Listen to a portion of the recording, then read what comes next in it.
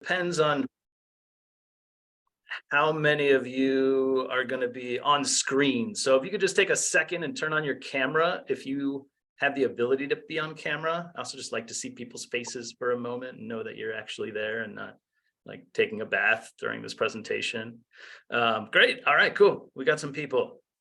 All right, so we'll do a few breakout rooms. I'm going to be sharing. It's okay if you don't have a camera, as long as you participate. That's great. I'm going to be sharing a copy of this presentation or a link to access a copy of it at the end. There's a lot of good stuff in here. I don't expect you to remember everything we talk about. I really hope you walk away with one or two things that you remember, and then you'll have the PDF of the presentation to go back to for the rest of your life and pick out different little ideas here and there. So it's some good stuff that some of my colleagues and I put together over the years. And I'll get right into it. So my name is Lee Shanis, and I am the co-founder of a nonprofit based in Boulder, Colorado, where I am right now, called Intercambio Uniting Communities. I'll share a little bit about Intercambio in a moment. But first, I want to put you into some small groups and ask you what motivated you to come to a session about motivating students. So I'm just going to give you 3 minutes in groups of 3 or 4 here real quick. So what motivated you to come to this session? So this is our first breakout room. Just introduce yourselves for a few seconds and then get into this conversation of why are you here? You decided to spend an hour of your day to be talking about motivation and confidence, and curious to know what those reasons are. So let's see, let's do 7 rooms, and I'll see you back here in 3 minutes. You might see a 1-minute warning. You don't need to do anything. Don't eject yourself prematurely from the breakout room and offend your peers. They'll think that you didn't want to talk to them more. So just stay in there and you'll automatically get sent back here after 3 minutes or so. So, all right, enjoy each other. I'll see you back here at 10 after. So again, what motivated you to come to this session on motivation?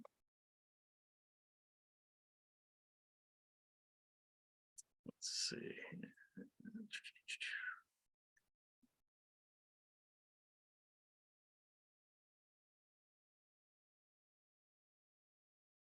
All right. Diana.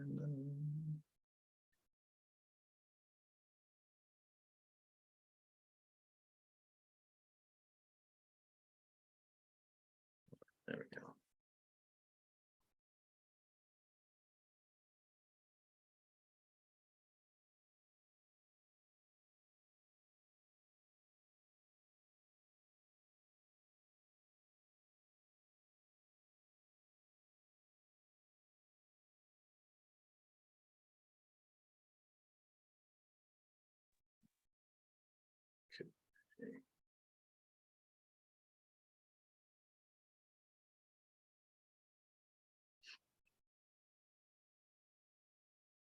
All right, Dan and Michelle, if you can hear me and you want to join a breakout room, let me know. But if not, you can hang out here. Hi, Lee, this is Michelle. I am going to have to leave in a second, so I didn't want to join and mess people up. Yeah, no problem. I'll be back. I just have to step out of the office for a second. So okay, no problem. Thank you, though. Yeah, no, thanks for letting me know. Let's see who else here. Tina and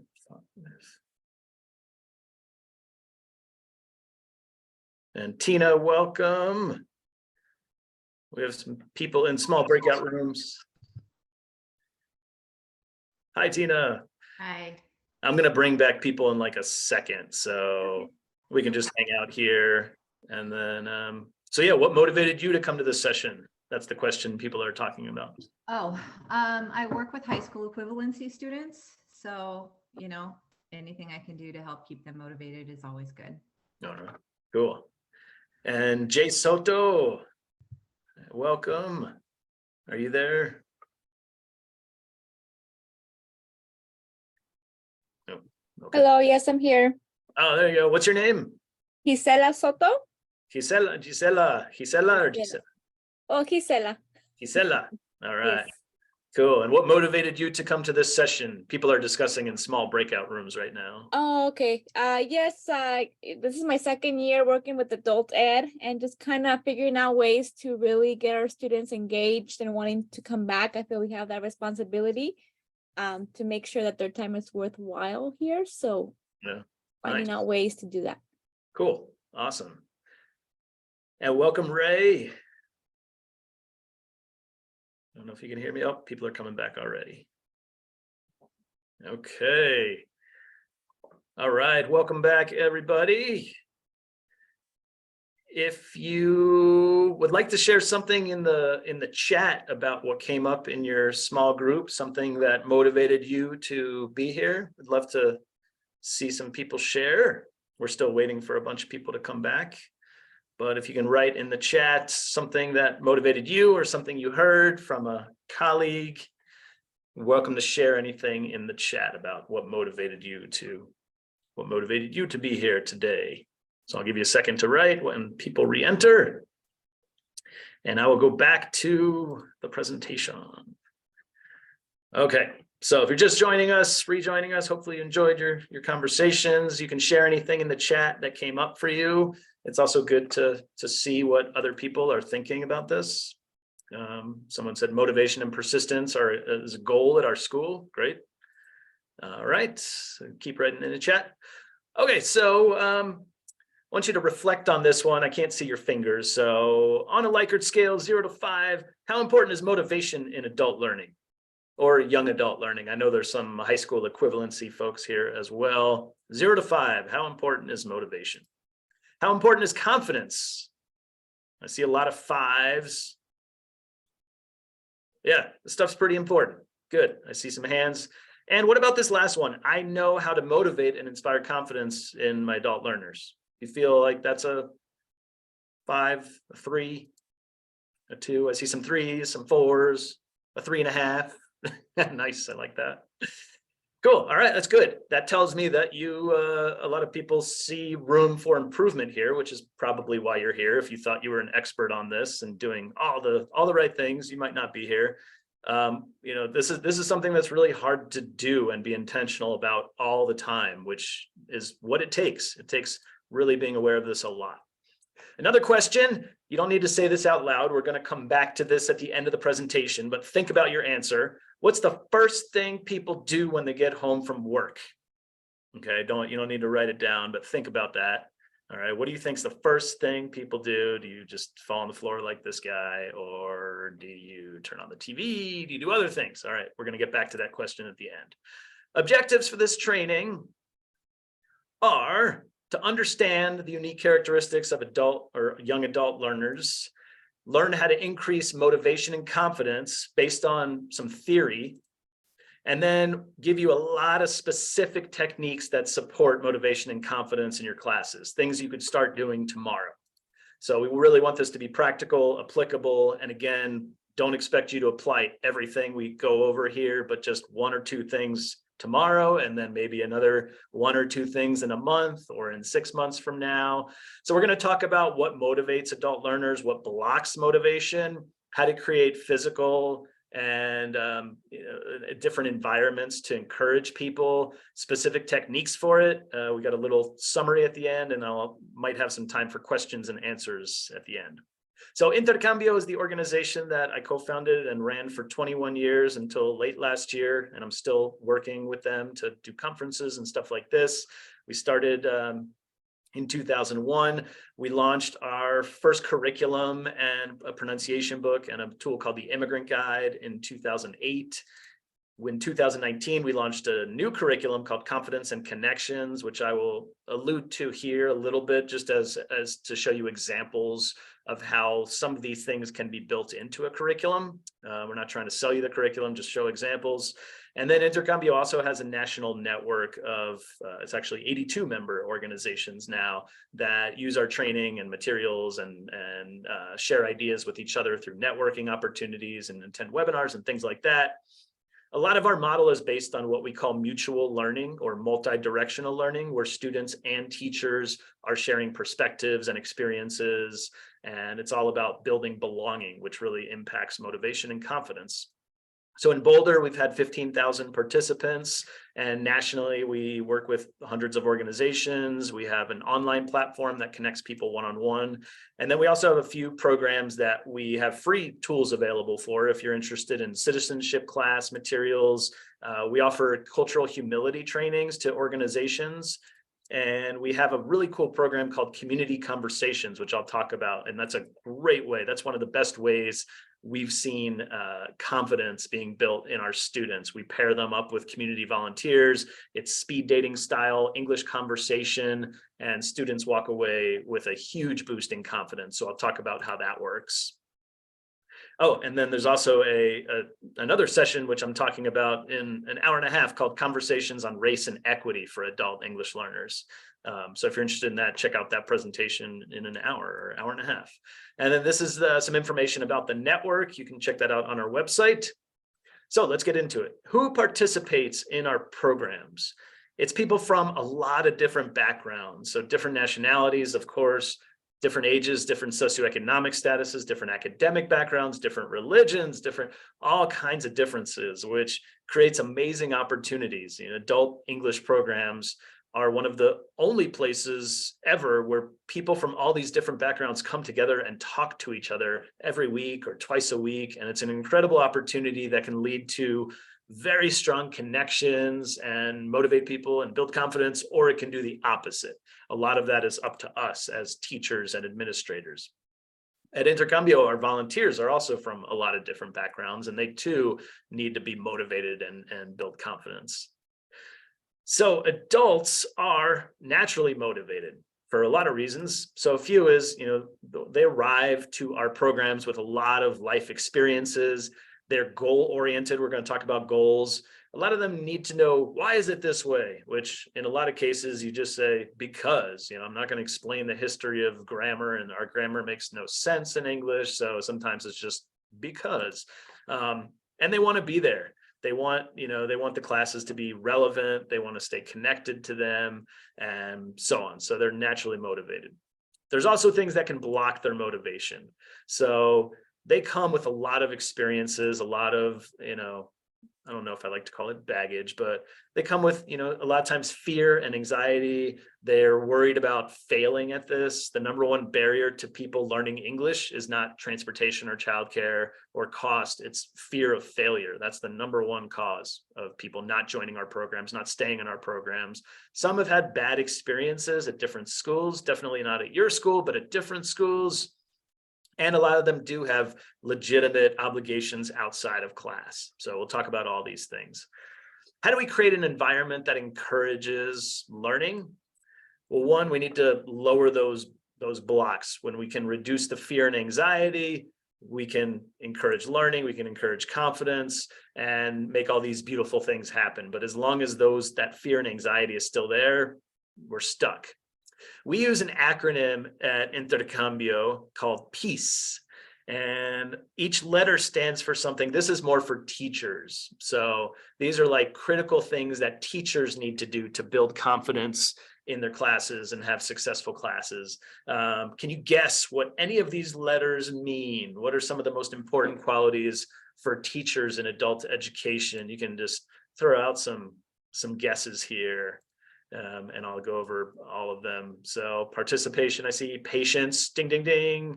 You got one of them. Patience is one of them. You can guess any of the letters while we're doing it. Empathy, I do like that. It's not one, but it's a good one. Equality, that's a good word as well. What other ones? What else do you think? P-E-A-C-E. There's two E's, so you got a better chance with the E's here. I'll start to give them to you. Accessible, I like that. Engaged, I like that. Accountability, we'll talk about that. Engagement, yes. All right, so I will give you some of the correct answers here. There's no correct answers. You can create your own acronym. You can create your own mantra, which I'm actually going to talk about in a moment. So the P is patience. The first E is enthusiasm.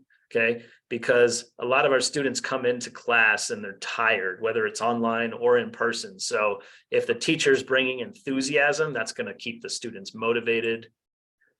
The A is the toughest one. A lot of student talking. I bet none of you guessed that. Because we really want our students to talk 50% of the class or more. C is for corrections. So offering them corrections. Our students want to be corrected. This is the only place where it's safe for them to be corrected or give them feedback.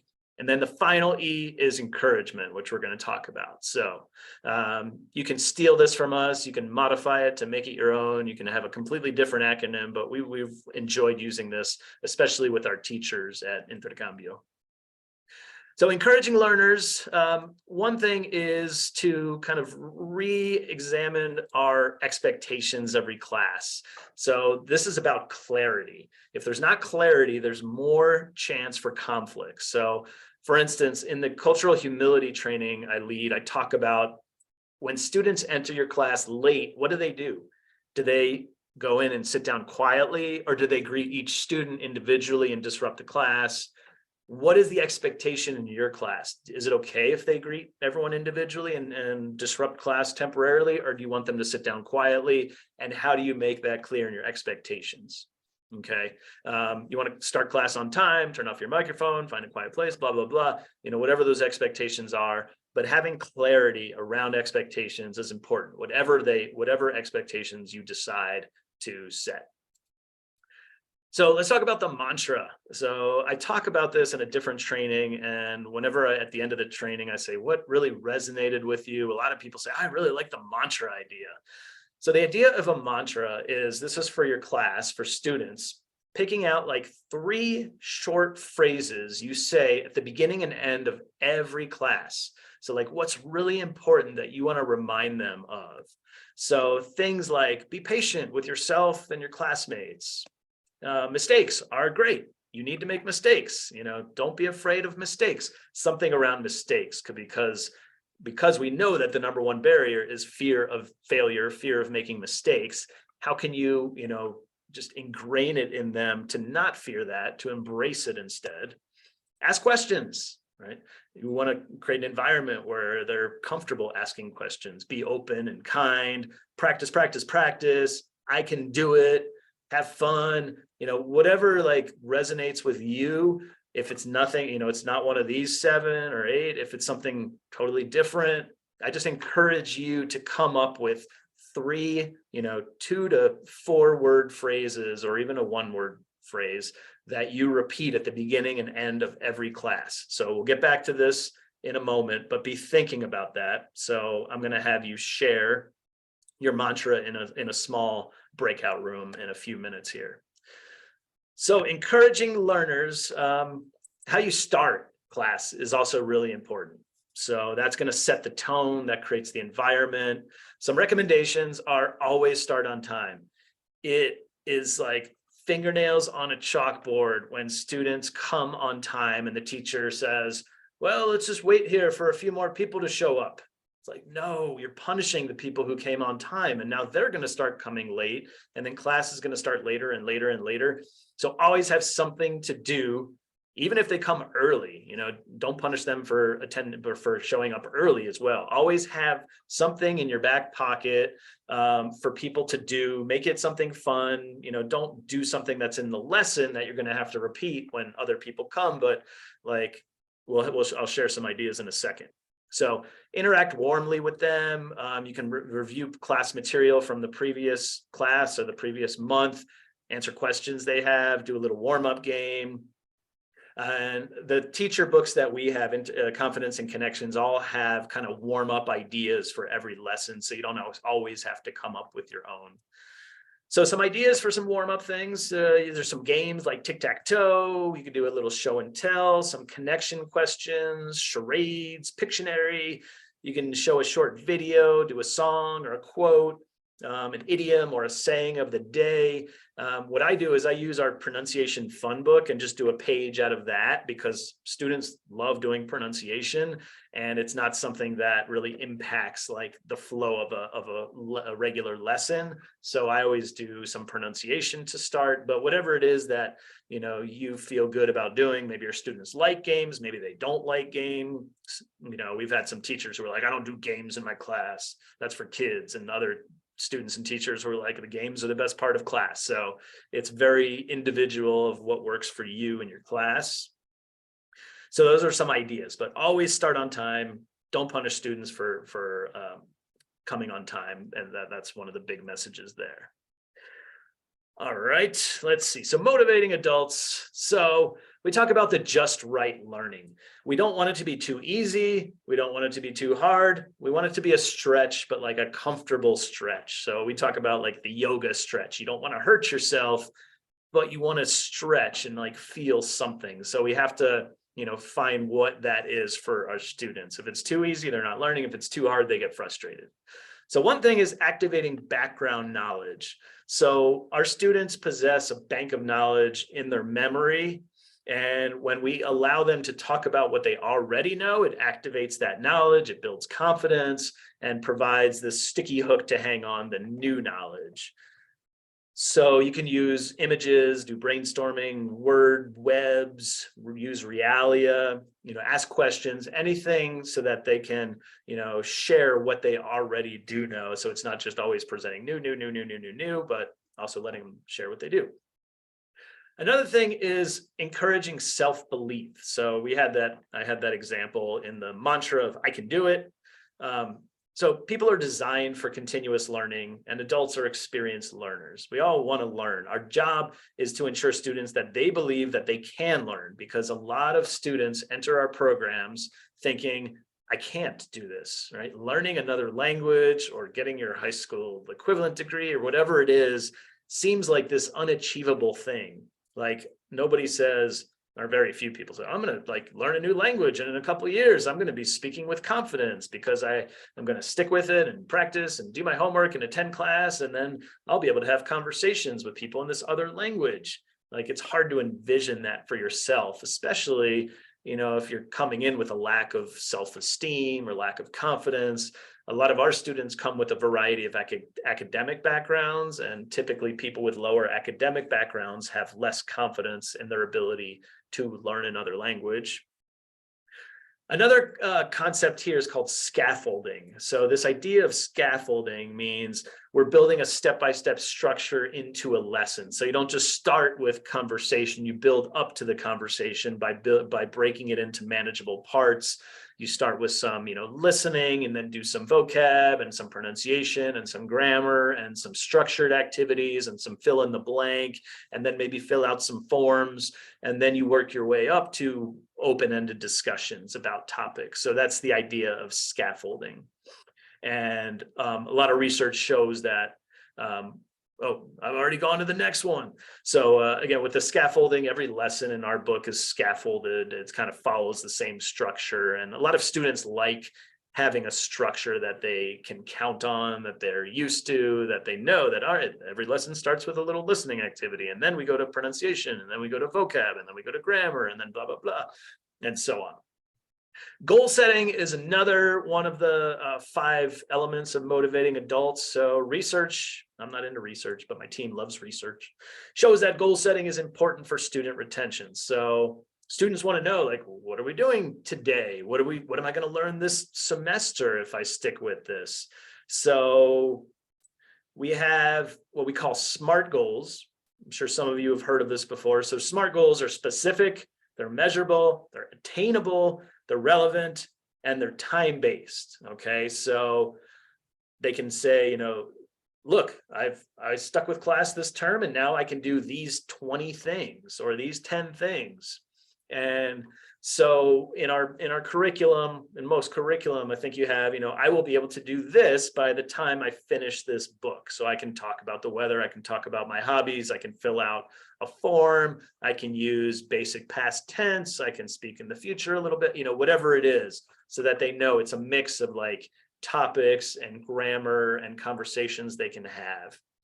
So it's important to present this, maybe at the beginning of a semester, so they see like, oh wow, this seems achievable, and it's a lot, right? It's not too much, it's not too little, and this is exciting that I can learn these things. And then there's also checklists and kind of progress checks in the middle and the end of every book. So again, some things about, what they should be able to do. So whatever curriculum you're using, it's important that they kind of have checkpoints to see like, oh yes, I can do this. And not just, can you do this, but like, show me you can do this. Ask me for directions, tell me, what you like to do, talk about the clothes you're wearing, talk about what you're doing this weekend and things like that. And then finally, certificates are huge motivators. Crappy certificates, really fancy looking certificates, it doesn't matter. People love certificates. Our teachers love them, our students love them. When I go to our students' homes, I always see the Intercambio certificates on their wall from 15 years ago. And it doesn't have to be fancy. It doesn't have to be, in fancy frames or anything, just an opportunity to celebrate their achievement. So we do these at the end of every 8-week term. You finished a term, great, we're going to give you a certificate, congratulate you for your resilience and for sticking with it, and boom, you've earned this, your name's on it and it's yours, congratulations. So any celebration opportunity, take advantage of those. Okay, so I'm going to put you back into small groups again, and we're going to talk about these 5 things. I'm going to write those in the chat too. So it's the just right learning, it's activating background knowledge, encouraging self-belief, scaffolding, and goal setting. And then I threw in the bonus of what's your mantra in there. And the questions are, how do you incorporate these? Are there some that you incorporate a lot more than others? How do you do goal setting? Which of these are most challenging for you, and what's your mantra? Okay, so I'm going to put these in the chat here. And okay, so I put those in the chat. I took out the goal setting one. And I'm going to take that. Okay, so if you're able to turn your cameras back on, I'm going to give you about 5 or 6 minutes for this one. So everyone should have the 5 things and the questions in the chat now. So how do you use these in your classes? Which are most challenging for you? And what's your mantra? If you have one, or if you're thinking of one, it helps to say them out loud. Sometimes you like write it down and then you say it and you're like, oh, this sounds terrible, I need to change this. So practice saying it out loud, because it might be something you're saying a lot over the next several years. I'm going to mix up the breakout rooms a little bit here. And I'm going to have groups of 4 to 5. So each person should have about a minute or 2 to share. I'll give you about 6 minutes total. Can I get some thumbs up if you're good on these instructions? Okay. And I'll look forward to seeing you back here in about 6 minutes. Ready, go.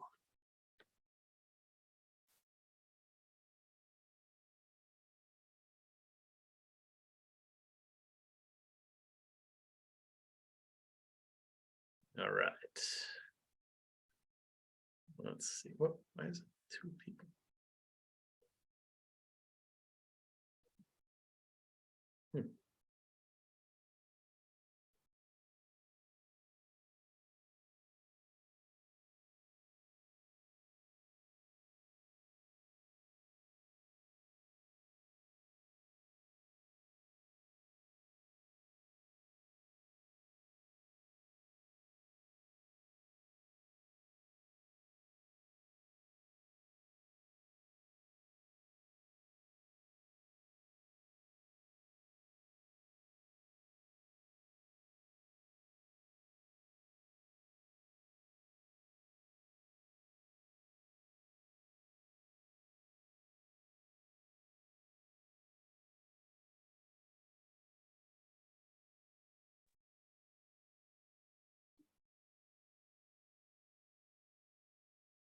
You had a good turnout, Lee.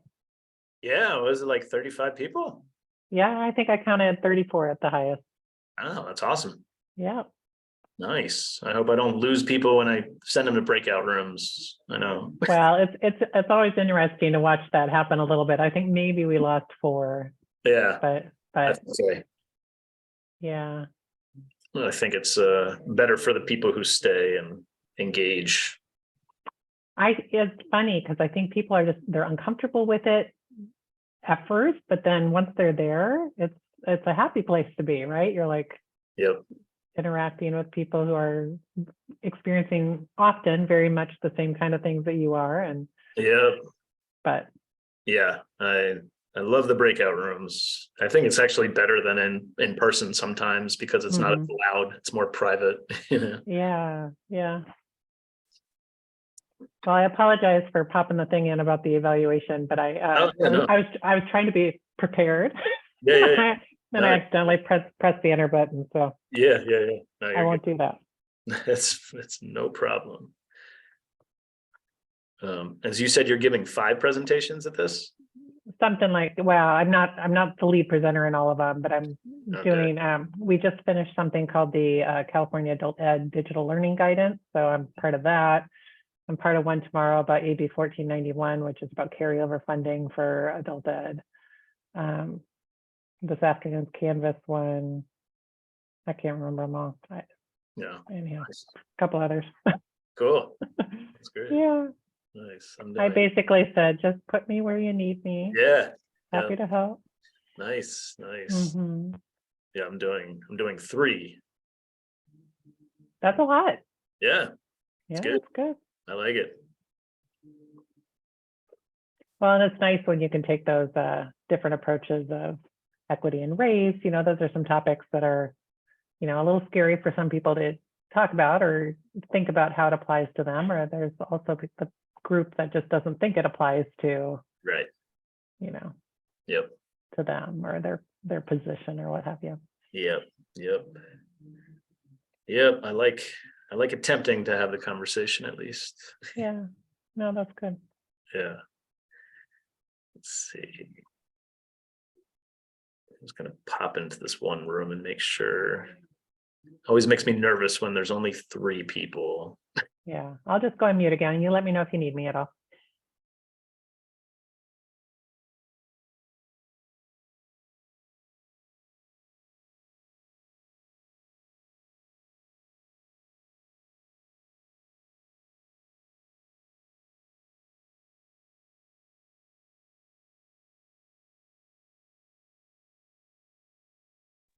All right, they're good.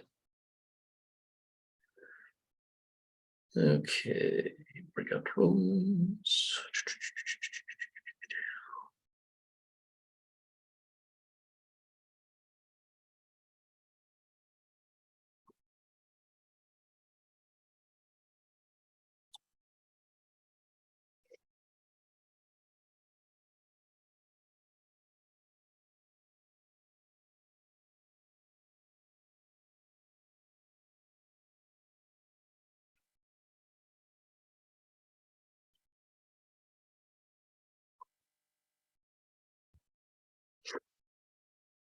Mm.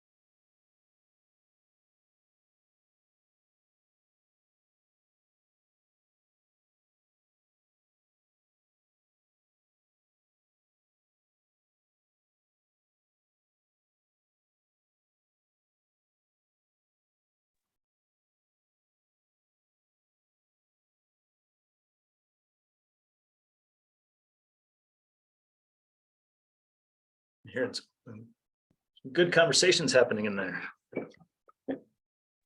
Hate to end it.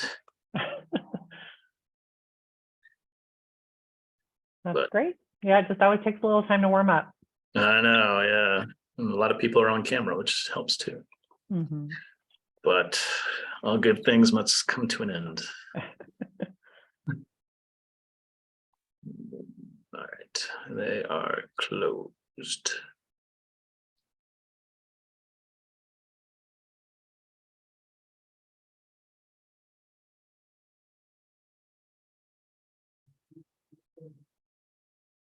All right. See how many people leave their breakout room early. Oh, couple.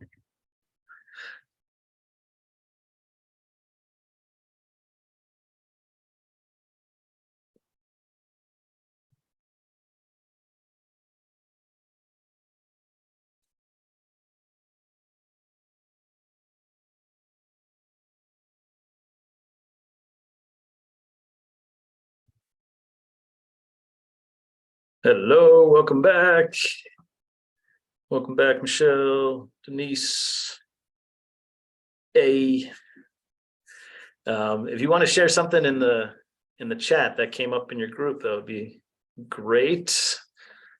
I heard some interesting challenges. So welcome back, everybody. Welcome back, welcome back, welcome back. How are those conversations? Good. I popped into each group just for a second. It sounded like there were some good things being discussed. So yeah, if you want to share something in your group that came up, that would be great. Something that you heard, a theme maybe, something that emerged for you. It'd be great to share in the chat a few of those. And then possibly at the end, if we have time to share verbally, but in the chat, if right now, if you want to share, see that someone said not all students are willing to participate in goal setting. So thank you for sharing that.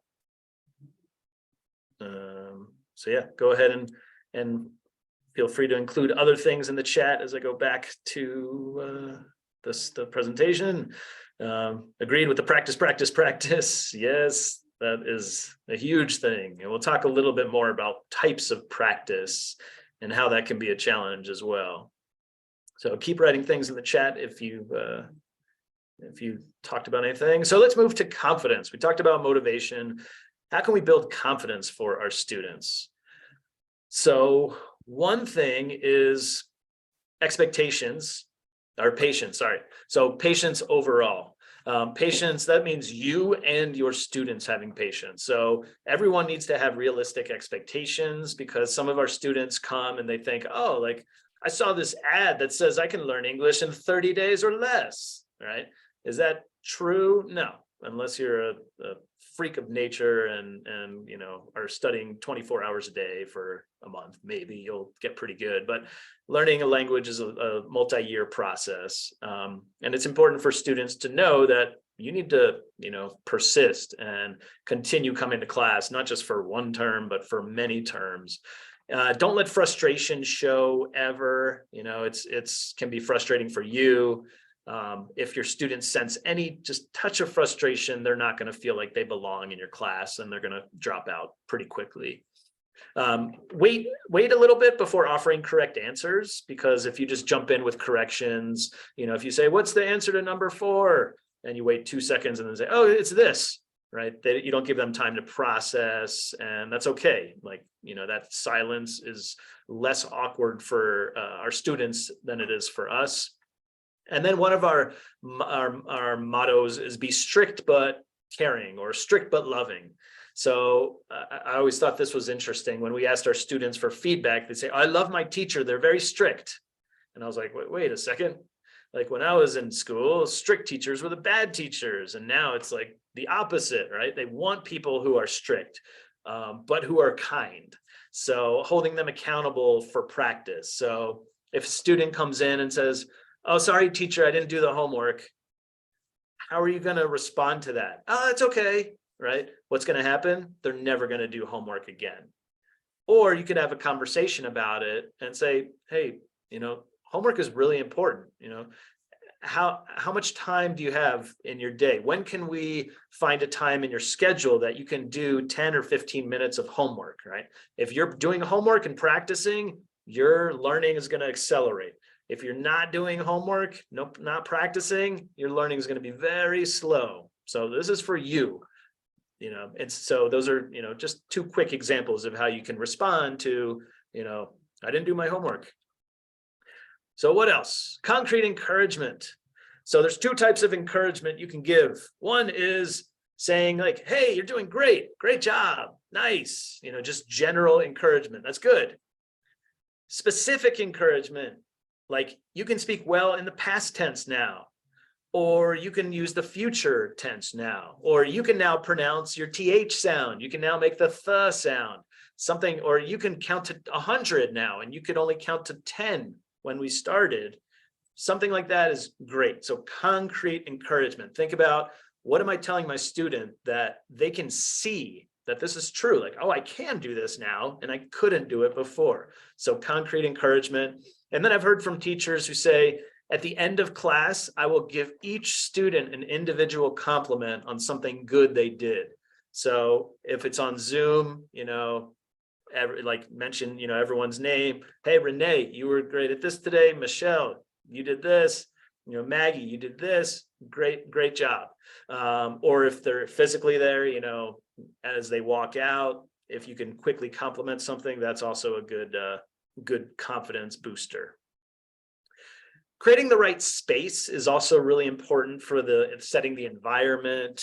So I feel very strongly, if possible, to set your room up so that people can see each other's faces and not the backs of each other's heads or just their backs. It creates a completely different dynamic. So a horseshoe or a half circle or even a circle, if possible, is much better for building the environment than stadium style where you're just seeing people's hair, unless they have fabulous hair, in which case it's great. Or if you're on Zoom, make sure that you can see each other's faces. Take an extra few seconds to work with the student on their lighting. Like, hey, Enrique, you might have to pull down your shades a little bit so we can see you better, and things like that. Make a big difference in building that sense of community in your class. And then speak in a way they understand you. So I was the director of Intercambio for 21 years, and now I started my own company called Simplify Language, and it is focused 100% on this issue, because I've seen that when students don't understand their teachers, they stop coming. They lose confidence. When they do understand their teachers, they feel confident. It's very simple, but how to do that, how to be understood by simplifying your language and not dumbing down language, is very hard to do, and it takes a ton of practice. So these are just 5 quick tips. I have like 20 total. So one is to speak clearly, because when we speak natural English, we slur our words together, and our students understand us better when we speak clearly and not like patronizingly slow or loud. Hello, how are you? Right? Don't talk like that, but you do want to slow down a little bit, pause, enunciate. I say to exaggerate a little bit so they can hear differences. Like if you're teaching pronunciation, if you're teaching the s and z or ch and j or, y, j or bv or e, exaggerate it a little bit so they can hear it. We're not trying to trick them, but then kind of tone down the amount of exaggeration over time. Use fewer words. So think about what you're saying. How can I say these 15 words in 5 or 7 words instead, and still say the same thing, and it's still grammatically correct, but I've simplified it. I've taken out this complex grammar structure because I have a level 2 class, and I'm saying the same thing. Avoid metaphors, acronyms, and idioms. I was observing a class recently, and the teacher said, "You guys are killing it," and I'm like, I'm pretty sure they associate killing with something bad. Whereas you're using it as a compliment, right? So if you're using idioms, if you catch yourself using a metaphor or an idiom or something like that, teach them what it means or say it in a different way, or else you leave them confused, and that reduces confidence. And then this is a tough one because we have so many of these phrasal verbs in English: wrap up, keep up, given, ask out, make up, make out. These are very hard. So anytime you can replace that with just a word that doesn't confuse people, it's better. So those are just a few tips for that, but that's like a whole separate training. And helping learners move beyond the fear to speak and connect outside of class. So I've seen lots of teachers say, oh, your homework is to go speak to people in the community. Are they going to do that? No, they don't do that. Why not? It's terrifying. They're not going to go up to random people and be like, excuse me, I need to practice my English. Can we have a conversation? No, you don't do that. Our students need structure as much as possible. So does it hurt to, challenge them to do that? Yeah, you could try it. Maybe a few of the bravest students will actually, strike up a conversation with a stranger. But if you could build in structure to their practice, that's better.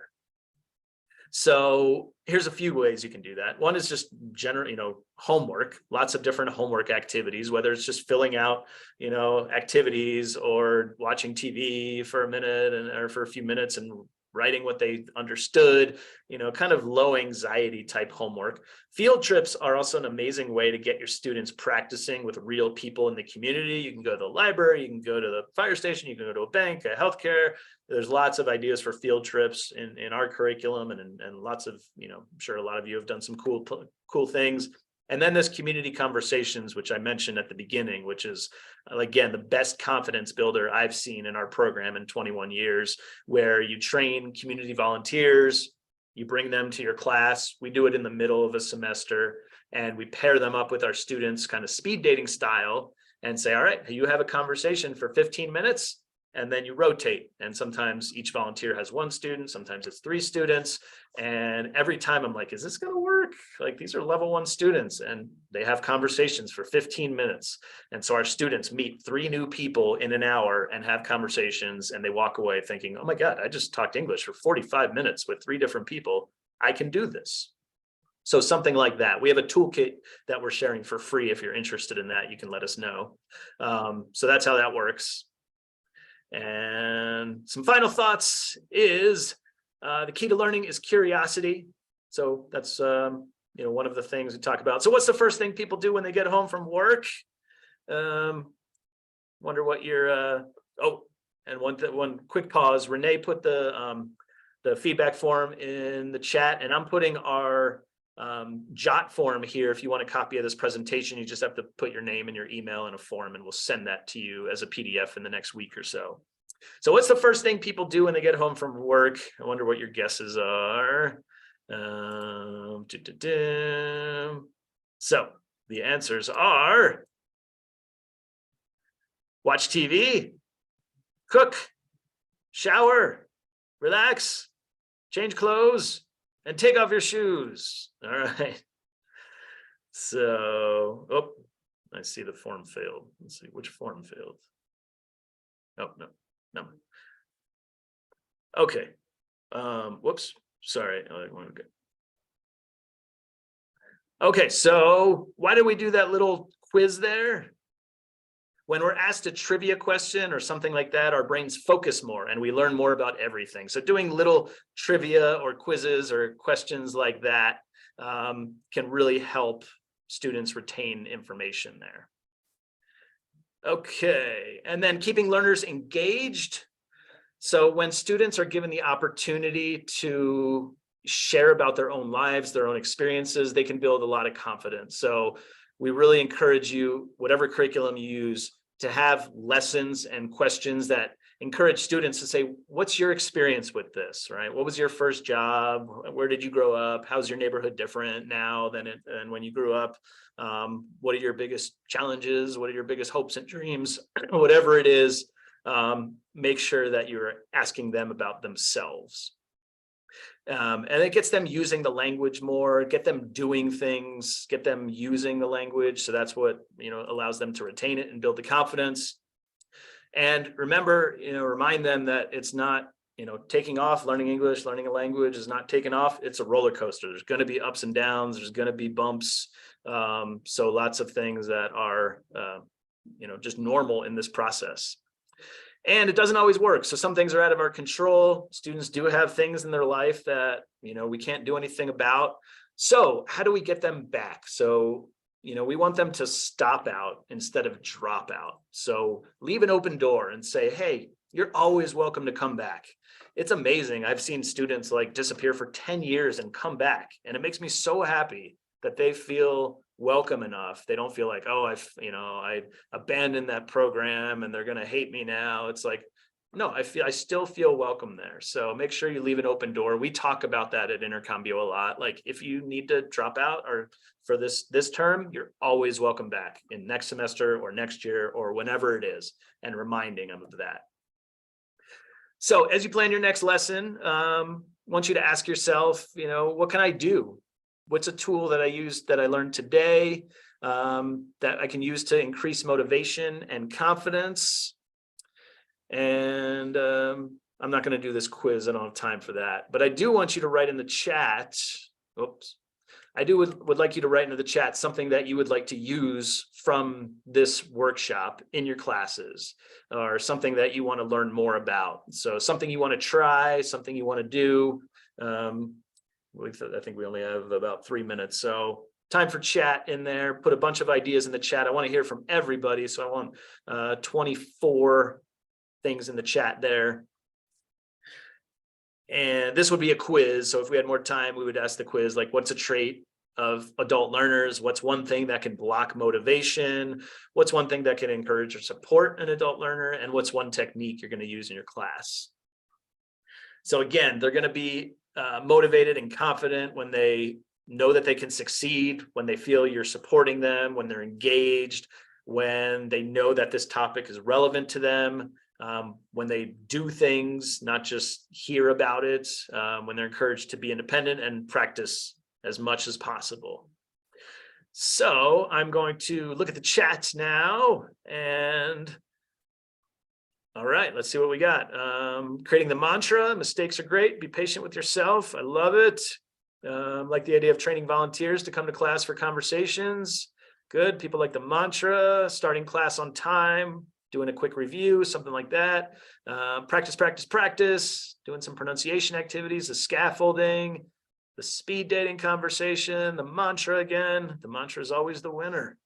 Community volunteers for conversations, that's close second place. Motivation techniques for counselors and administrators, specific encouragement, excellent. Let's see what else we got here. Always being on time and starting on time, using the mantra, starting with an activity, the mantra, supporting confidence, excellent. All right, and then if you want to take that jot form, you could also take a screenshot of that QR code. So again, if you just fill that out, you will get access to this presentation, because we don't expect you to absorb all of that. Some of it's new, some of it's not. Hopefully you got at least one new thing from there. You could also visit our website, intercambio.org, and email resources@intercambio.org if you have any questions. I will take it off of screen share. I'm going to put that jot form in here one more time for that, and I'll put our website in there in case you need information on that. And you're welcome to share in the chat if you haven't already, but that was great. So thank you so much, everyone, for participating. I wish we had more time.